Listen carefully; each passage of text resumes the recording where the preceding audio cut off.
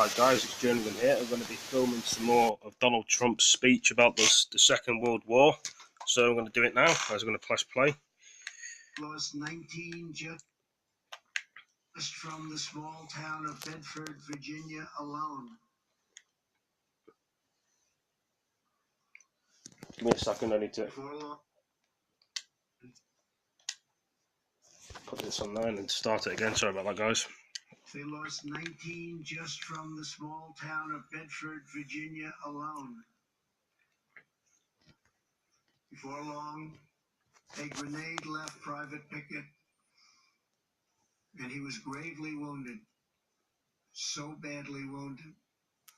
Again, he chose to return. He didn't care. He had to be here. He was then wounded a third time and laid unconscious for 12 days. They thought he was gone. They thought he had no chance. Russell Pickett is the last known survivor of the legendary Company A. And today, believe it or not, he has returned once more to these shores to be with his comrades.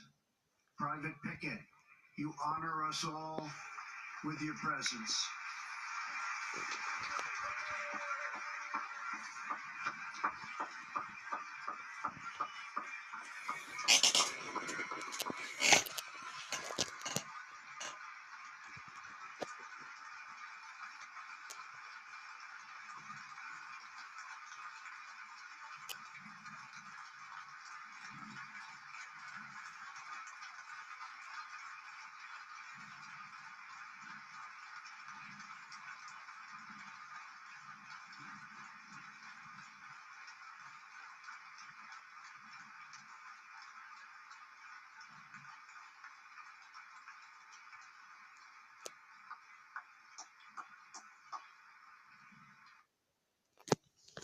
Well, that was very interesting. I'm going to try and see the other part to it. Who are those guys working in there? I was at my train. Oh! President Macron, Mrs. Macron, and the people of France, to the First Lady of the United States and members of the United States Congress, to distinguished guests, veterans, and my fellow Americans, we are gathered here on freedom's altar, on these shores, on these bluffs, on this day 75 years ago. 10,000 men shed their blood and thousands sacrificed their lives for their brothers, for their countries, and for the survival of liberty. Today we remember those who fell, and we honor all who fought right here in Normandy. They won back this ground for civilization to more than 107 veterans of the Second World War who join us today. You are among the very greatest Americans who will ever live. You are the pride of our nation. You are the glory of our republic. And we thank you from the bottom of our hearts.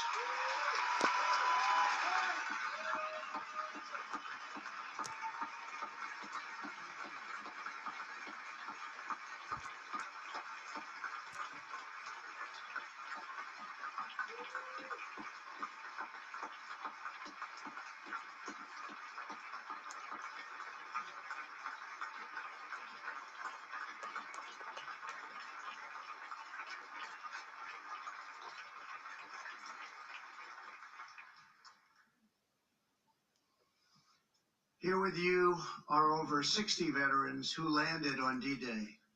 Our debt to you is everlasting. Today we express our undying gratitude.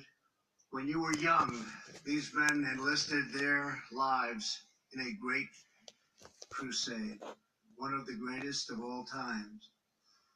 Their mission is the story of an epic battle and the ferocious They lost 19 just Just from knock the the small fucking. town of Bedford, Virginia alone. Just a second, I've knocked the controller over. To these shores, Right, so I was on that video until I lost they the lost 19 channel. Where's it gone? ferocious, eternal struggle between good and evil. Sorry about that, guys. On the I dropped the 6th controller. of June 1944, they joined a liberation force of awesome power and breathtaking scale.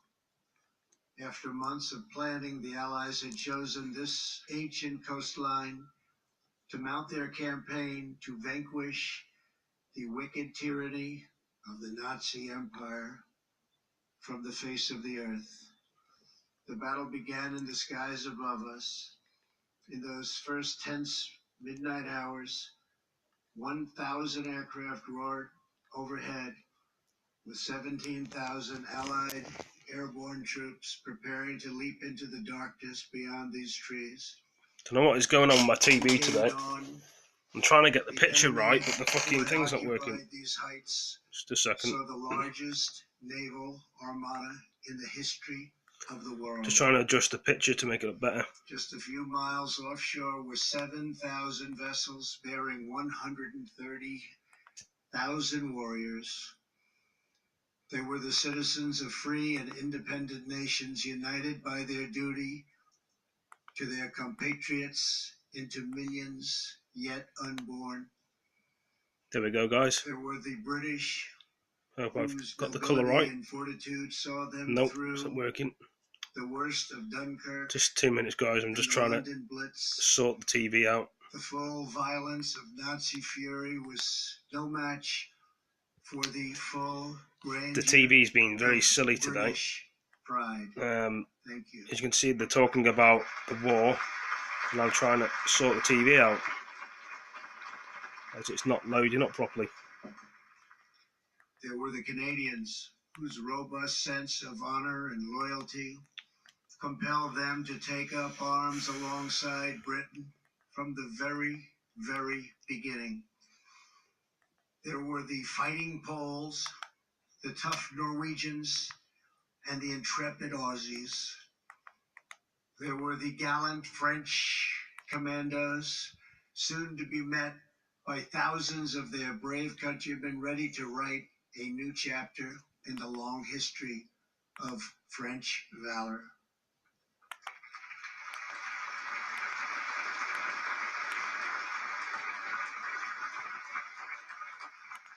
And finally, there were the Americans. They came from the farms of a vast heartland. Trying to get the picture quality right to see his face, but the thing is just playing up. Before the war, many had never ventured beyond their own community. Now they had come to offer their lives. Sorry it took me so long to sort it out, guys. From home. This beach, codenamed Omaha, was defended by the Nazis with monstrous firepower, thousands and thousands of mines and spikes driven into the sand so deeply. It was here that tens of thousands of the Americans came. The GIs who boarded the landing craft that morning knew that they carried on their shoulders not just the pack of a soldier, but the fate of the world. Colonel George Taylor, whose 16th Infantry Regiment would join in the first wave, was asked what would happen if the Germans stopped. Right then and there, cold on the beach, just stopped them. What would happen? This great American replied, "Why, the 18th Infantry is coming in right behind us. The 26th Infantry will come on too.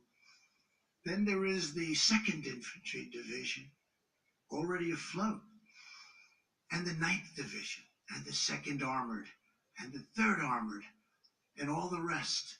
Maybe the 16th won't make it. but someone will. One of those men in Taylor's 16th Regiment was Army medic Ray Lambert.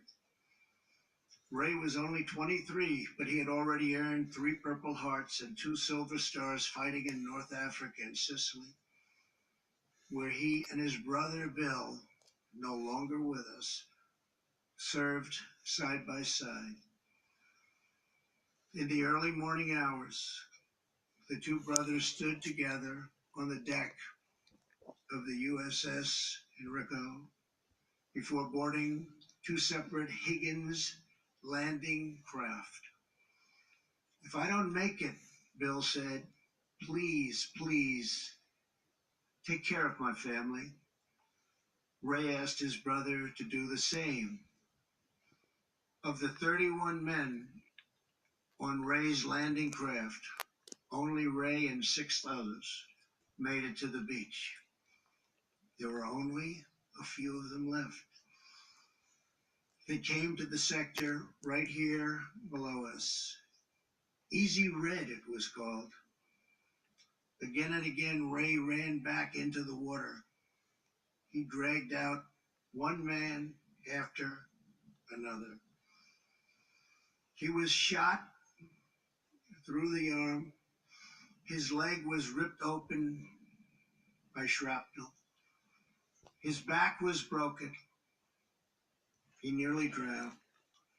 He had been on the beach for hours, bleeding and saving lives, when he finally lost consciousness. He woke up the next day on a cot beside another badly wounded soldier. He looked over and saw his brother Bill. They made it. They made it. They made it. At 98 years old, Ray is here with us today with his 4th Purple Heart and his 3rd Silver Star from Omaha. Ray, the free world salutes you.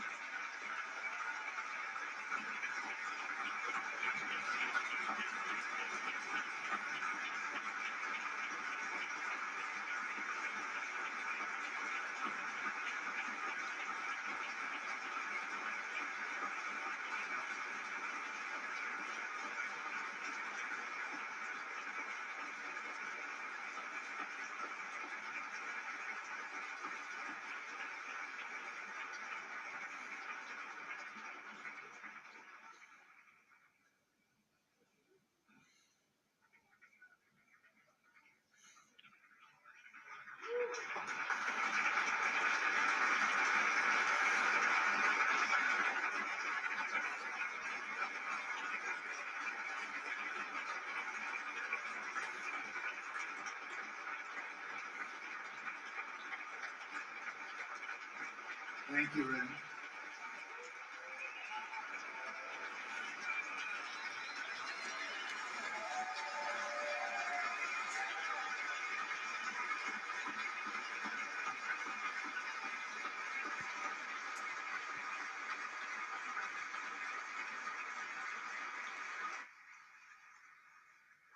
Nearly 2 hours in, unrelenting fire from these bluffs kept the Americans pinned down on the sand, now red with our hero's blood. Then, just a few hundred yards from where I'm standing, a breakthrough came. The battle turned, and with it, history. Down on the beach, Captain Joe Dawson, the son of a Texas preacher, led Company G through a minefield to a natural fold in the hillside, still here. Just beyond this path, to my right, Captain Dawson snuck beneath an enemy machine gun perch and tossed his grenades. Soon American troops were charging up Dawson's Draw. What a job he did. What bravery he showed. Lieutenant Spaulding and the men from Company E moved on to crush the enemy's strong point on the far side of this cemetery and stop the slaughter on the beach below. Countless more Americans poured out across this ground all over the countryside.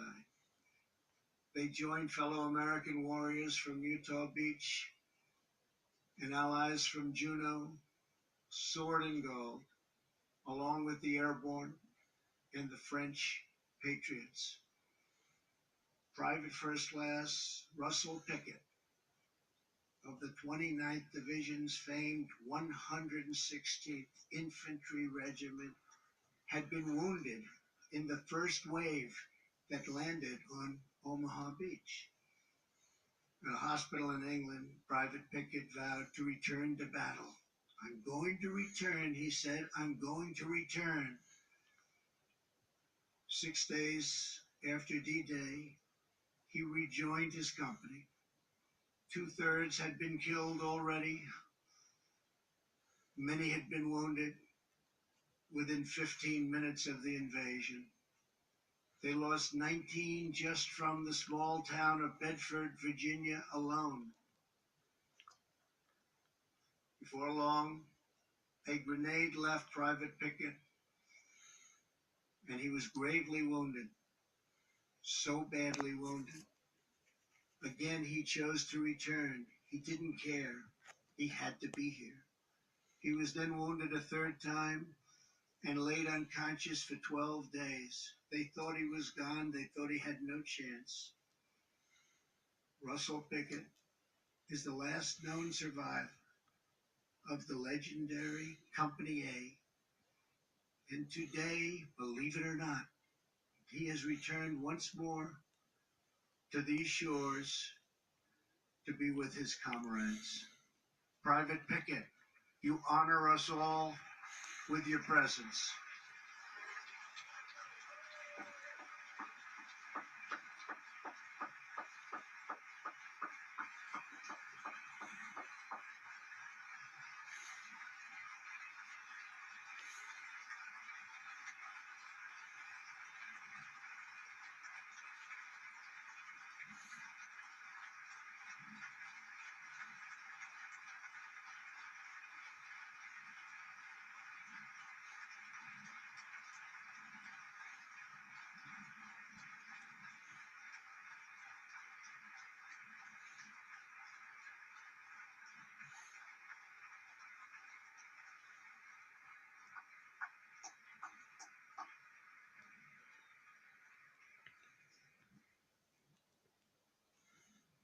Tough guy.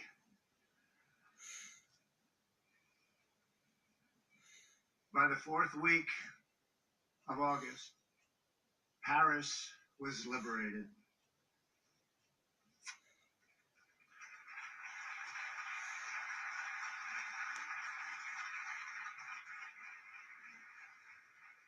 Some who landed here pushed all the way to the center of Germany.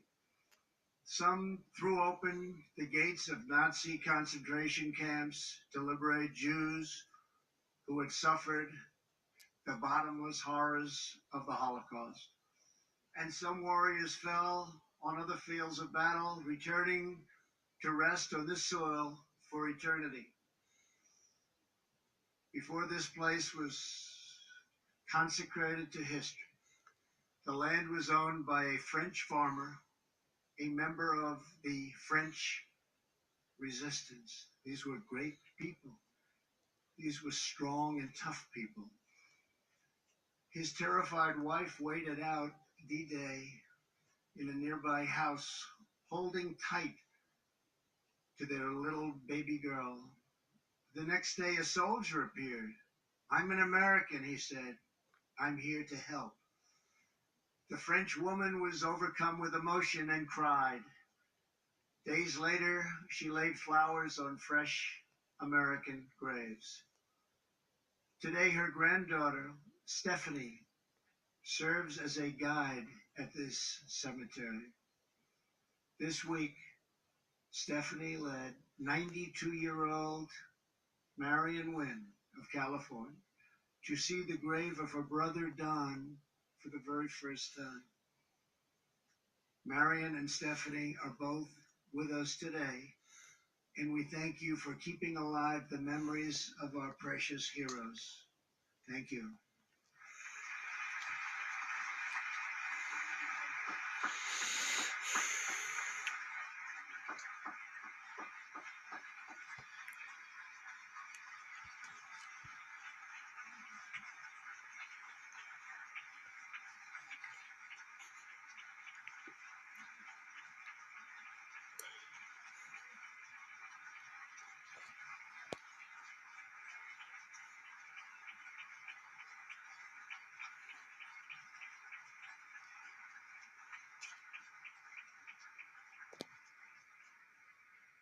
And Donald Trump there with Macron.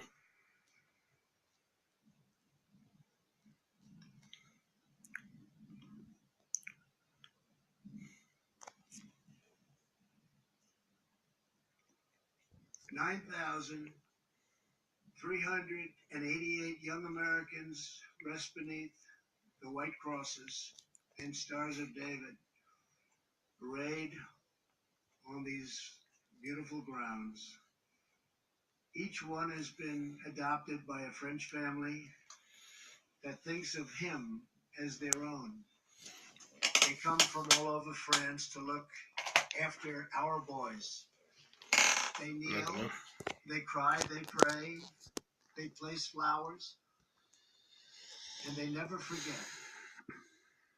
Today, America embraces the French people and thanks you for honoring our beloved dead. Thank you.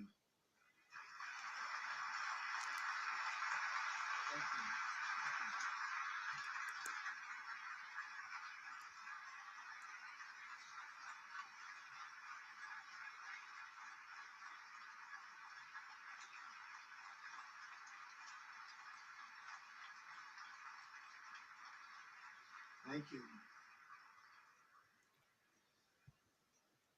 To all of our friends and partners, our cherished alliance was forged in the heat of battle, tested in the trials of war, and proven in the blessings of peace.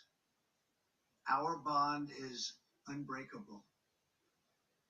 From across the earth, Americans are drawn to this place as though it were a part of our very soul. We come not only because of what they did here, we come because of who they were. They were young men with their entire lives before them. They were husbands who said goodbye to their young brides and took their duty as their fate. They were fathers who would never meet their infant sons and daughters because they had a job to do. And with God as their witness, they were going to get it done. They came wave after wave, without question, without hesitation, and without complaint. More powerful than the strength of American arms was the strength of American hearts. These men ran through the fires of hell, moved by a force no weapon could destroy. The fierce patriotism of a free, proud, and sovereign people.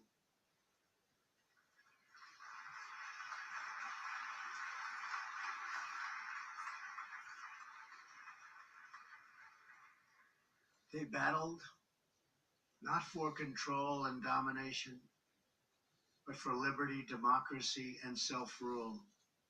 They pressed on for love and home and country, the main streets, the schoolyards, the churches, and neighbors, the families and communities that gave us men such as these.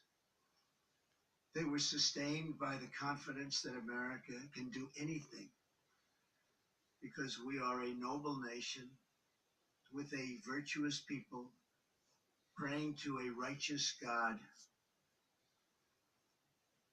The exceptional might came from a truly exceptional spirit. The abundance of courage came from an abundance of faith. The great deeds of an army came from the great depths of their love. As they confronted their fate, the Americans and the Allies placed themselves into the palm of God's hand. The men behind me will tell you that they are just the lucky ones. As one of them recently put it, all the heroes are buried here. But we know what these men did. We knew how brave they were. They came here and saved freedom. And then they went home and showed us all what freedom is all about. The American sons and daughters who saw us to victory were no less extraordinary in peace. They built families, they built industries, they built a national culture that inspired the entire world. In the decades that followed, America defeated communism, secured civil rights, revolutionized science, launched a man to the moon, and then kept on pushing to new frontiers. And today, America is stronger than ever before.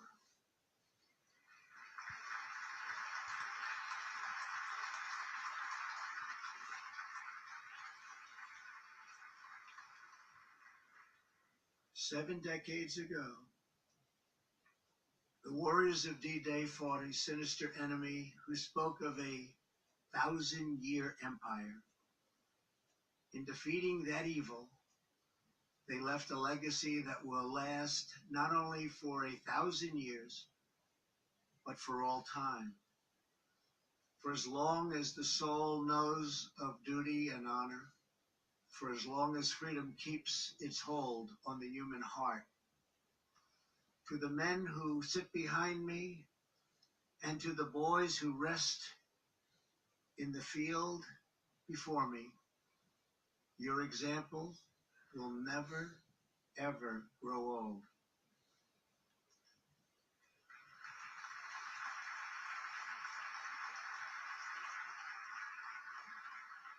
Your legend will never die.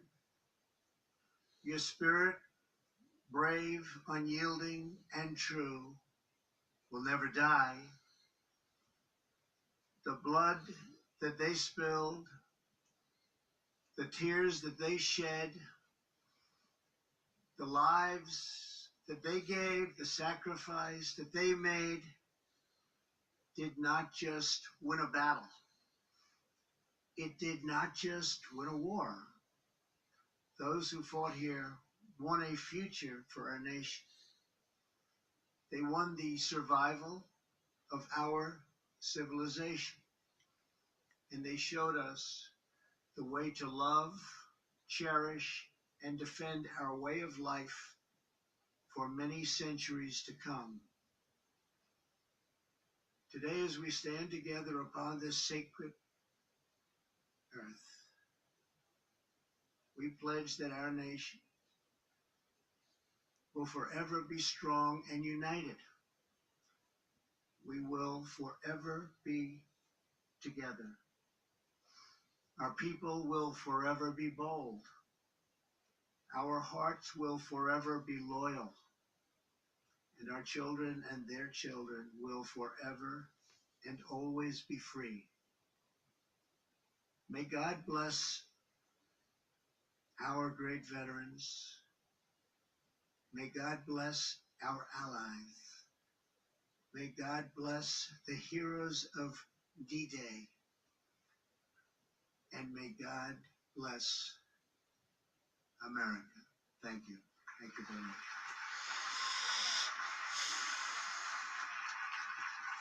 Well, I think that was quite a good speech, guys, personally, about that, about D-Day and the war. So we're going to do some more. I'm going to show some more videos.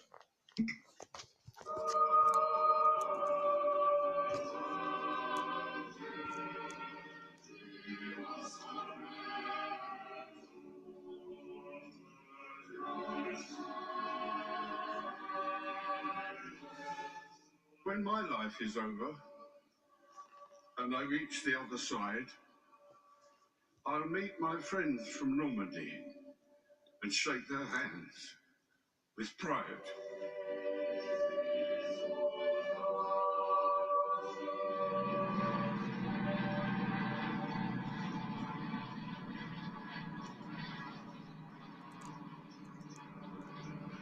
On that first landing, we hadn't seen any enemy. We did later on that night.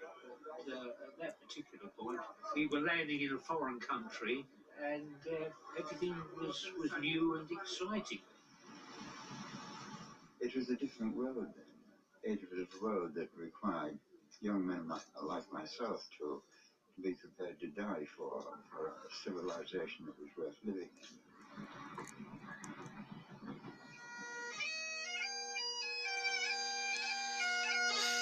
I turned round to see the vehicle following me, another half track with a good friend in the same position as I was, standing up there. And suddenly clutched his throat, he'd been shot in the throat, killed instantly. So that's...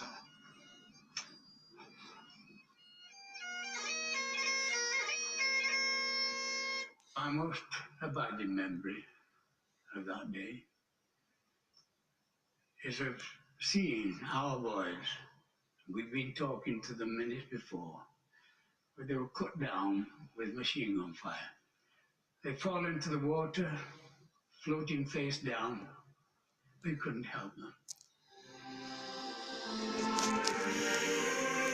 There's a lot to take in with this video.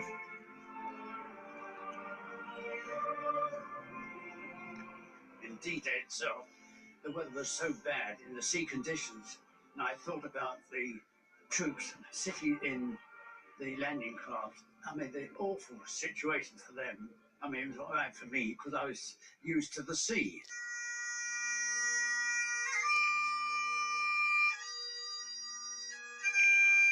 We're here, we survived, and we're here to tell our story. And there's lads that came with us, still 18 and 19 and 20, and they're lying in the ground over there. Sometimes I wonder who picks the ones to die and who picks the ones to survive. It's horrible. And you're thinking about war and people that you've lost. As dawn broke on that grey June morning, the greatest armada of ships the world has ever seen filled the narrow waters of the English Channel. This is World War II, guys. Well, it happens to be a bit rough. There's a lot of dead people about. We realised then it was no longer an exercise. On the 6th of June 1944, 48 Commando of the Royal Marines landed on Juno Beach in Normandy. Among them, my grandfather, Clive Pitt. Wait, what, Dad? What happened when you landed on the beach? Well, Jack, to tell you the truth, it was a bit of a disaster, we thought. We didn't know quite what was happening. It's a long time ago, and unfortunately, not many of us left. Did any of your friends die? The three of us sat on the bonnet of the Jeep. Freddie Wyatt, Dick Simpson, and me. And Jerry opened up, and Dick hit the deck. And when we come to put a field dressing on him, unfortunately, he'd been shot. Were you scared? Yes, yes, I was scared. If anybody had said they wasn't scared, I think they'd be a pretty brave man. Against withering fire from well-concealed German emplacements, only the highest courage and determination could avail. It's a great honor and the most emotional moment in my professional life to remain the French honor to the British veterans. Today, France wants to thank you. In 2014, on the 70th anniversary of D-Day, the French government announced it would award the Légion d'honneur, its highest order of merit, to all British veterans to thank them for their bravery in helping liberate France. La Légion d'honneur.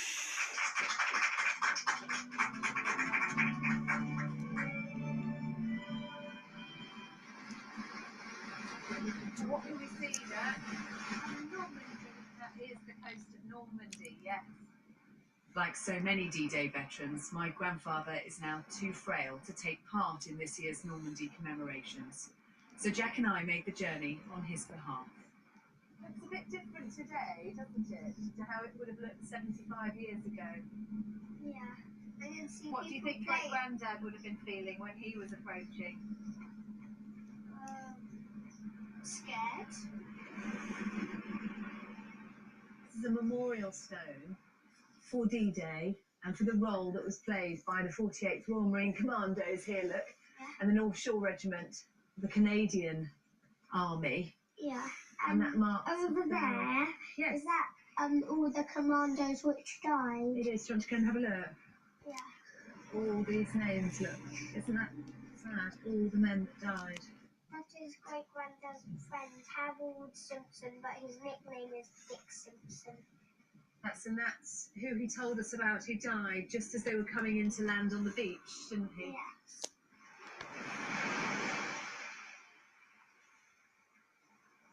Pretty sure this is about where great granddad landed, but Max here is a historian who specialises in World War II and D-Day. Where exactly was great granddad? We don't know exactly where, but it's somewhere just here. I think over there. Yeah, you think so? Yeah. When they arrived here on the beach, do you know what happened? What? Well, there were Germans just over there, waiting for them with guns.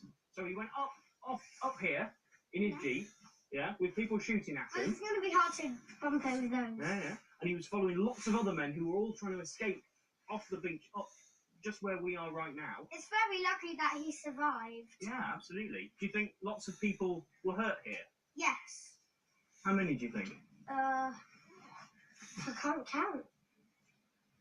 We're standing surrounded by nearly 5,000 British and Commonwealth, but also German servicemen who died during the Normandy campaign. These were great granddad's colleagues, some of them his friends, and people he fought alongside. Let's have a look at these. Captain James Perry, who died on D-Day, aged 22, and he died just after he managed to get off the beach. He was trying to get a line so that others could get out. Absolutely. And he drowned with that big heavy backpack. He wasn't thinking about himself, he was thinking about other people. Absolutely. Did you miss your mummy? Yeah. I was a very young man then, Jack, and she said I'd been a good lad. Jack, can you remember what great granddad told you he carried in his pocket all the way through the war? Yes. A letter from his mummy. Take care of yourself, my lad, and remember, I should always be thinking of you and praying every night for your safe return at the end of this struggle. Whatever I've said to you when I have been cross, you know I haven't meant it. You have always been a good lad. I have no fears for you. This is very a lot to take in, guys. This war thing makes you want to cry sometimes.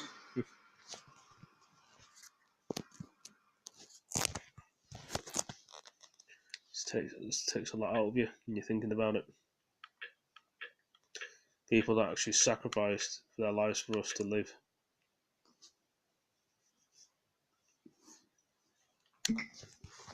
And now the invasion is over, and soon will be talked of no more. Still, I know that Glenarm will never forget the day, June the 6th, 44.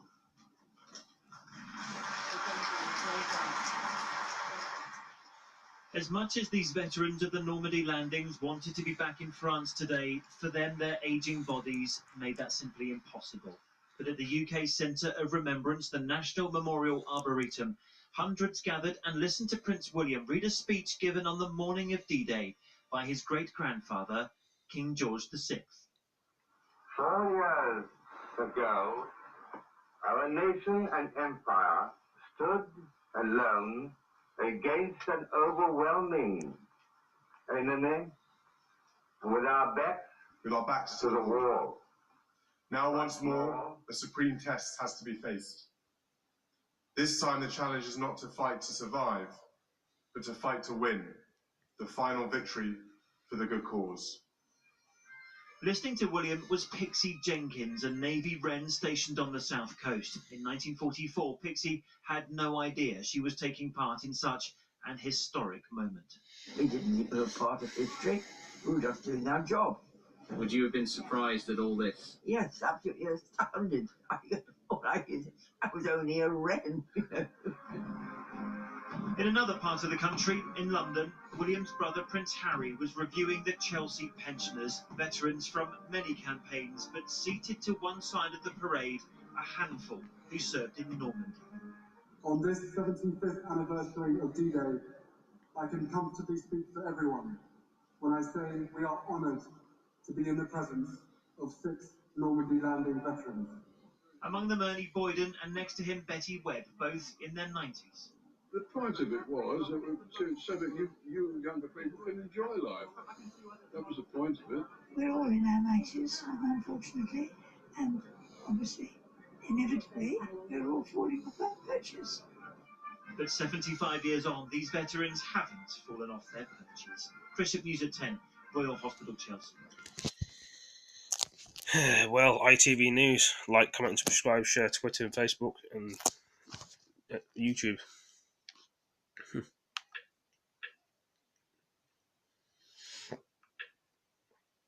Makes you think about life a lot and various things. I think there's some more I can show. I met Melania Bistrup on the stage, and I sort of messed up. I bet my friend at breakfast that I would get a hug from her. And we shook hands, and my daughter took a picture, and I froze. I wanted to put my arms around her, but I didn't. She would have okayed it.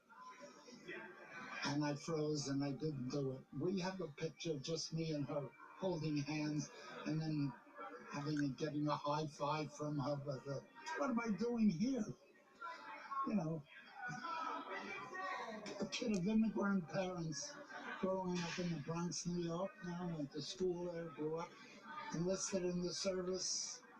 You know, when I was 19 years old, went overseas on my birthday when I was 20, and you know, what am I doing here getting a Medal of Honor? You know, it's overwhelming, okay?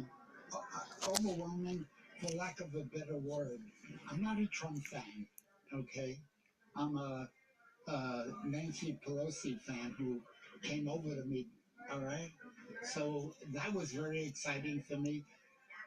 Also, Trump came over as President of the United States, and I respect his office, just like it was George Washington or Abraham Lincoln or Franklin Roosevelt. So I was very overwhelmed by his presence there. I mostly enjoyed the greeting I got from President Macron.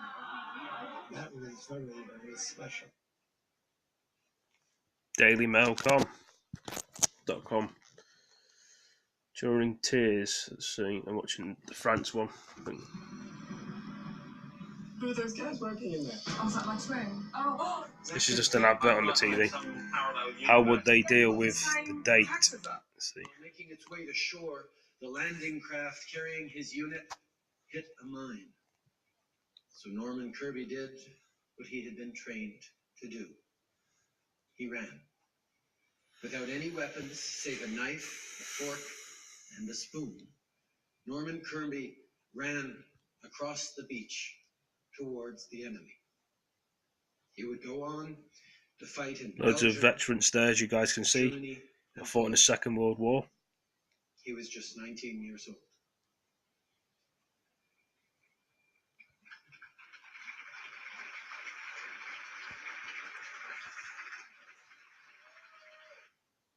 "14,000 Canadians stormed Juno Beach that day with no guarantee of victory. It was a gamble like the world had never seen before.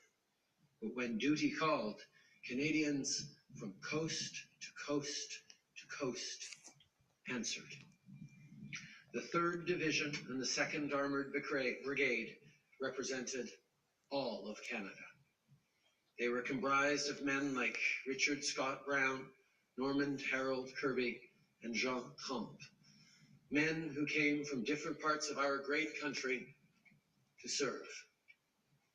On the battlefields of Normandy, Francophones, Anglophones, Indigenous peoples, new Canadians came together as one fighting force, standing on guard for their British, American, and French allies. One country, standing on guard for the wounded soldier, the imprisoned brother, the oppressed sister, the grieving mother, the deceased father. Standing on guard for democracy, for liberty, for peace. Yes.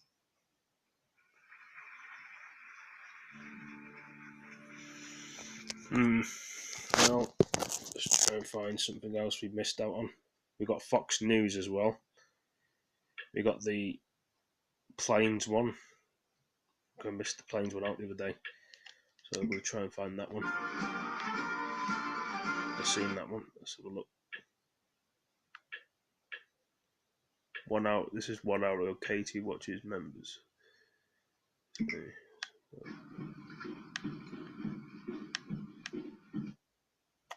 This was 1 hour ago. I don't know what it is.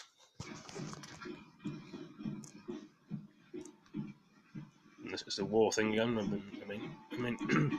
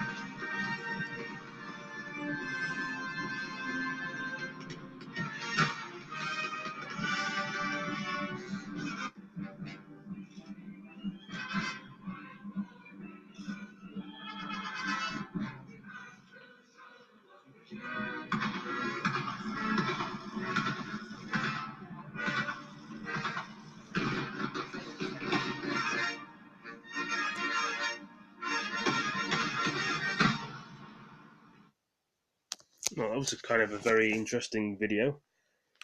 What I just saw then. See what this one is. This is about Trump's other thing as well, Donald Trump.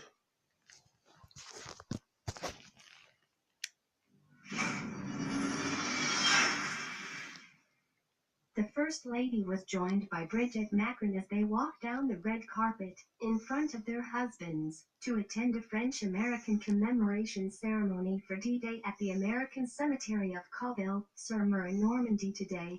Melania, 49, looked somber in all black, keeping it simple with a mid-length buttoned black coat dress and black stilettos, adding dark sunglasses to her look. The First Lady kept her glamorous locks down as she made her way down the red carpet, while guards held American and French flags. Bridget Macron walked beside Melania, looking elegant, dressed in a mid-length cream Louis Vuitton dress and matching cream coat. Later on, Melania sat with her husband Donald Trump for the ceremony, also sitting next to and chatting to World War II veterans. At the ceremony, President Trump described the sand of a Hummel Beach, where 2,000 Americans lost their lives, as Freedom's Altar at a poignant ceremony, where he hugged U.S. veterans and President Macron. He said, "On these shores on this day 75 years ago, 10,000 men shed their blood, and thousands sacrificed their lives for their brothers, for their countries, and for the survival of liberty." In an extraordinary moment, President Trump also stopped his speech to hug veteran Russell Pickett, 94, who is a 19-year-old private during the landings at Omaha, but had never returned to Normandy until today. President Macron whispered in his ear and helped him to his feet as the leader of free world embraced him, returned to the podium and said Russell Pickett is the last known survivor of the legendary Company A. Today, believe it or not, he has returned once more to these shores to be with his comrades. Private Pickett, you honor us all with your presence. In other celebrations today, Theresa May joined the Prince of Wales and the Duchess of Cornwall at Bayeux Cathedral this morning, along with 300 British D-Day veterans for a service of remembrance. In Portsmouth, following President Donald Trump's visit yesterday, a veterans parade will take place before a memorial service at the city's D-Day Stone. The First Lady was a vision in cream yesterday morning as she arrived in Portsmouth with her husband Donald Trump for the D-Day 75th anniversary commemorations. Melania opted for chic neutral shades for the somber occasion, with a full-length wool coat from luxurious fashion label The Row, and an elegant asymmetric Philip Treacy disc hat worn at an angle. She previously wore the demure coat, with a belted waist and wide lapel, to the 2017 Secretary of State's International Women of Courage Award. Coats from the brand's collection can sell for up to £4,800, $6,100. Melania swept her glamorous locks into an elegant, understated bun and opted for subtle smoky eye makeup and a slick of pale pink lip gloss. The First Lady expertly navigated the steps as she alighted the helicopter in towering nude stiletto heels to greet her husband, who looked at her in a blue suit and a striped tie.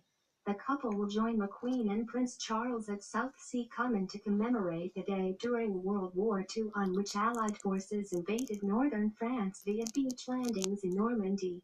On Tuesday night, the First Lady joined her husband at an intimate 60-person black-tie dinner at the official residence of the U.S. Ambassador, Winfield House in Regent's Park.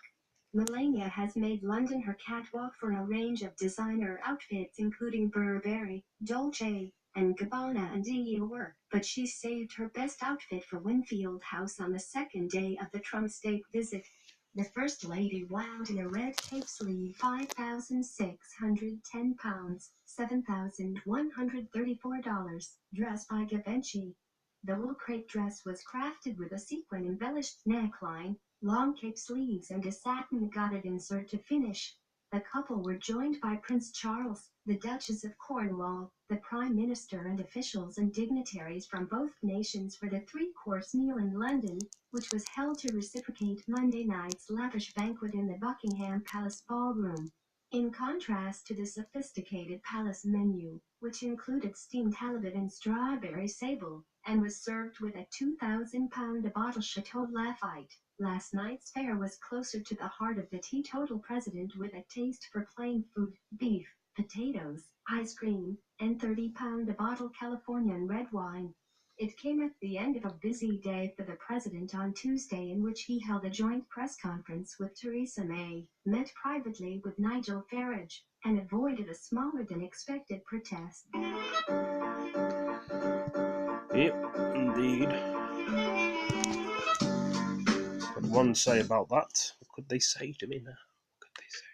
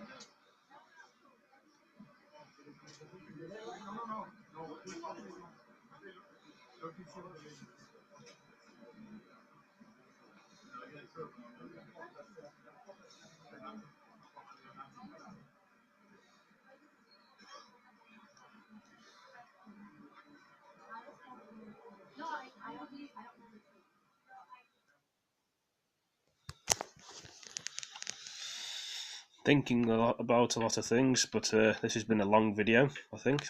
I will be doing another video like this. Just thinking away of everything at the minute. So I hope you've all enjoyed this video. Please like, comment, subscribe, share these videos with friends, like I say all the time. Thank you for joining me again. Other than that, I shall catch you all in the next broadcast or live stream. Take it easy, guys. Have a great night. Peace out. See you next one. Peace.